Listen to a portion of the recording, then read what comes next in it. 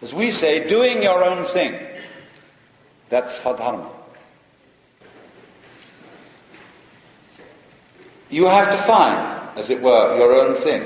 Now, a job which you do purely for money can never be called a Svadharma, because you're doing it for another end, to make money, which has a purely symbolic value. But when you do a certain work, because that is what is your thing to do, you want to be a doctor because you're fascinated with medicine and all its problems. You like people so much that you want to heal them from their diseases. Or you might be fascinated with problems of law and so become a lawyer. Or fascinated with religion and so become a minister.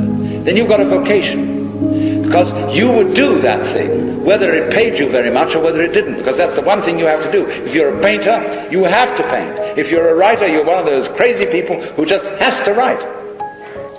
But we feel in our culture, you see, that we have such a tremendous choice.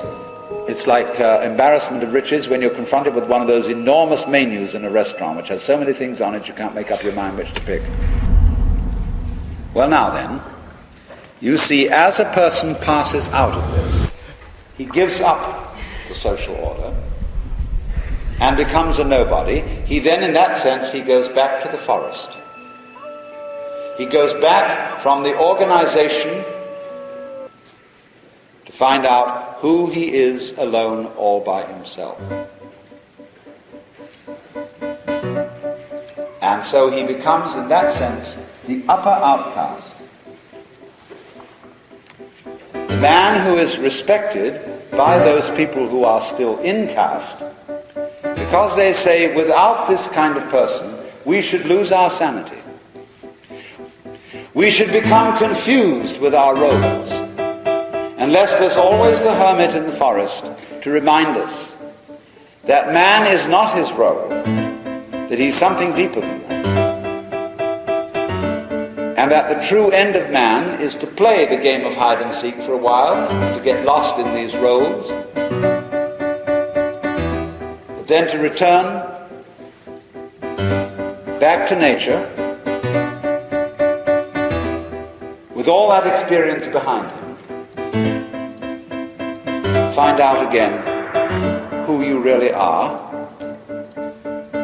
so that when death comes, what a funny thing will happen. Death comes and will find no one to kill. For while you are identified with your role, with your name, with your ego, there's someone to kill. But when you're identified with the whole universe, death finds you already annihilated. And there's no one to kill.